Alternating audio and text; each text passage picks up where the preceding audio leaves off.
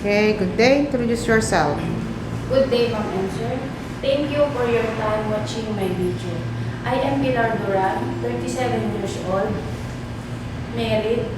I have one child, ages 18 years old, Pentecost in my religion.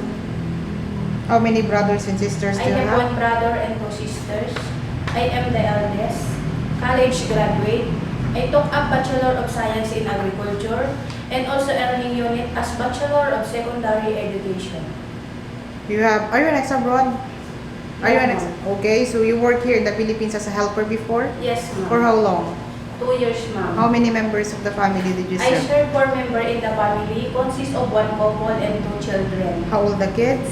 1 year old and 3 years old. Okay, so what is your duties as a helper in the house?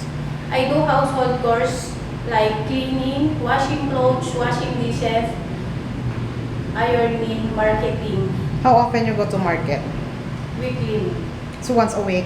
Yes, ma'am. You go alone? Yes, ma'am. Okay, why do you want to work in Hong Kong now? I want to work in Hong Kong to help my husband for our daily needs and also to earn money for the future of my kids. Okay, who will look for your child if you're going to Hong Kong?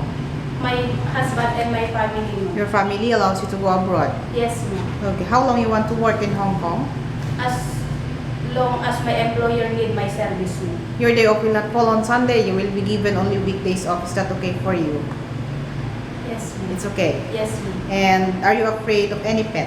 No, ma'am. Are you willing to look also for newly born baby in Hong Kong? Yes, ma'am. You love kids. Yes, ma'am. I love kids. Can you also tutor kids? Yes, ma'am. There's a grandparent staying in the house. There's no problem with you. Yes, ma'am. Are you willing to share job with other helper? Yes, ma'am. Okay. And are you willing to learn how to cook Chinese food? Yes, ma'am. I am willing to learn more. If you feel homesick, what will you do? I will just concentrate with my work and make myself busy, ma'am.